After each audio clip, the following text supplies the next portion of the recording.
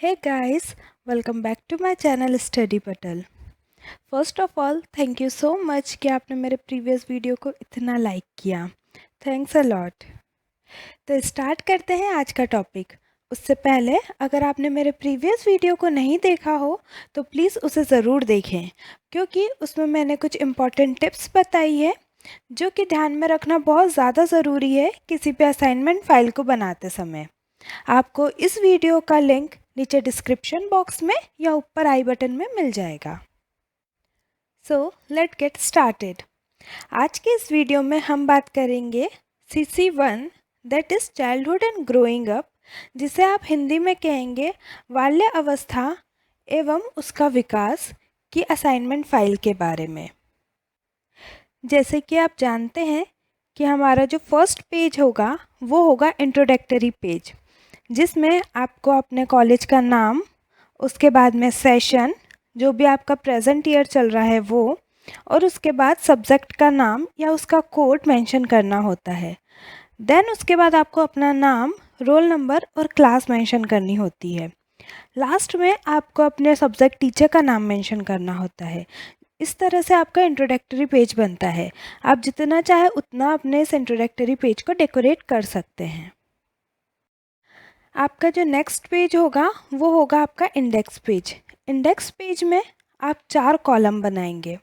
जो आपका first column होगा वो होगा सीरियल नंबर का.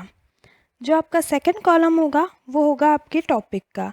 जो भी टॉपिक आपको दिए गए हैं वो आप वहाँ पर मेंशन करेंगे. जो आपका थर्ड कॉलम होगा वो होगा डेट का.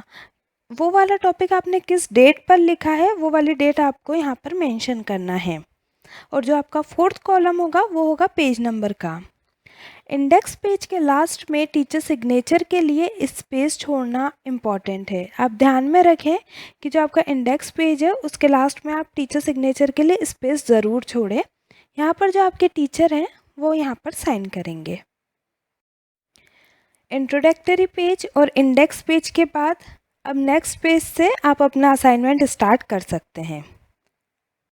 हमारा जो आज के असाइनमेंट का फर्स्ट टॉपिक है वो है explain the concept of educational psychology with its definition and also right it's scope and function.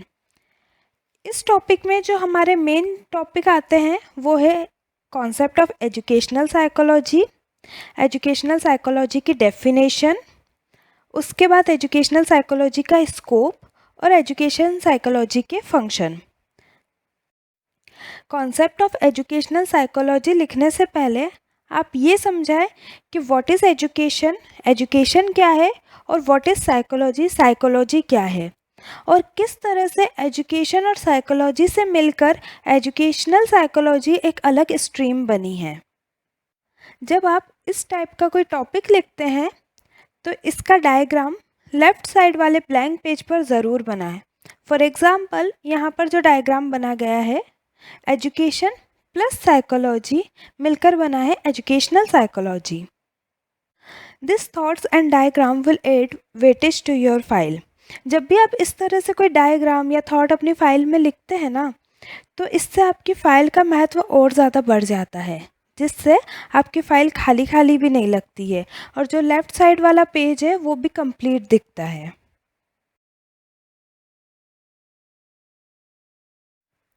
Next जो आता है इसमें वो है एजुकेशनल साइकोलॉजी की डेफिनेशन. जब भी आप अपने असाइनमेंट में डेफिनेशन लिखते हैं तो याद रखें कि 2 या 2 से ज़्यादा ऑथर्स की डेफिनेशन ज़रूर लिखें.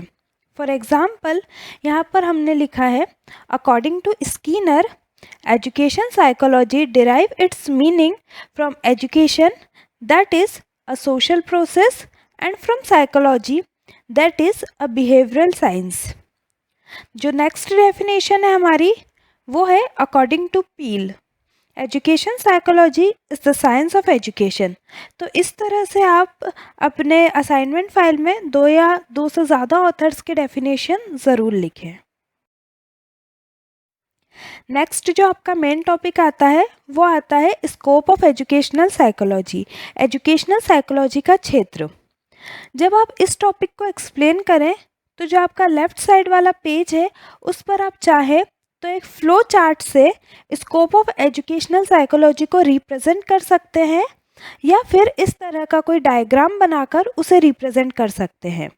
जब आप स्कोप ऑफ एजुकेशनल साइकोलॉजी लिखेंगे तो इसके अंदर के जो सब टॉपिक्स हैं उन्हें आप चाहे तो पेंसिल कलर से हाईलाइट करें या फिर कलरफुल पेन से ज़रूर लिखें। उसके बाद आप हर एक स्कोप को एक्सप्लेन ज़रूर करें, भले ही आप 4 से 5 लाइन में एक्सप्लेन करें बट सारे सब टॉपिक्स को एक्सप्लेन ज़रूर करें। नेक्स्ट जो हमारा आता है वो आता है फंक्शंस ऑफ एजुकेशन साइकोलॉजी। जब आप फंक्शन ऑफ एजुकेशन साइकोलॉजी लिखते हैं तो आप इसे 2 पार्ट्स में डिवाइड कर सकते हैं। जो पहला पार्ट होगा वो होगा function of educational psychology with regard to teaching, और जो सेकंड पार्ट होगा वो होगा function of educational psychology with regard to learning. आप इस तरह से कवर करते हुए अपने असाइनमेंट के फर्स्ट टॉपिक को कंप्लीट कर सकते हैं। Now the next one is our second topic of this assignment. इसके बाद जो हमारा नेक्स्ट टॉपिक होगा वो है what is the role of humanistic psychology in development and growth, difference between development and growth. इस टॉपिक में आप सबसे पहले ह्यूमनिस्टिक साइकोलॉजी के कॉन्सेप्ट को एक्सप्लेन करेंगे, देन उसके बाद ह्यूमनिस्टिक साइकोलॉजी का क्या रोल है डेवलपमेंट और ग्रोथ में वो एक्सप्लेन करेंगे। आप चाहे तो जो लेफ़्ट साइड वाला पेज है उस पर कोई थॉट लिख सकते हैं। For example, you must not lose faith in humanity. Humanity is an ocean. If a few drops of ocean are dirty, the ocean does not become dirty. by Mahatma Gandhi. आप इस तरह से कोई भी थॉट को जो कि ह्यूमैनिटी या ह्यूमनिस्टिक साइकोलॉजी से रिलेटेड हो वो आप लेफ़्ट साइड वाले पेज पर लिख सकते हैं। अब जो हमारा नेक्स्ट टॉपिक आता है वो आता है differentiate between growth and development. Growth and development के डिफरेंस को स्टार्ट करने से पहले आप ग्रोथ के मीनिंग को लिखिए और डेवलपमेंट के मीनिंग को लिखिए। मीनिंग लिखने के बाद आप ग्रोथ और डेवलपमेंट में डिफरेंस करिए। डिफ्रेंशिएट करने से पहले आपका जो फर्स्ट कॉलम होगा वो होगा बेसिस का, कि आप किस बेस पर ग्रोथ और डेवलपमेंट के बीच में डिफ्रेंशिएट कर रहे हैं।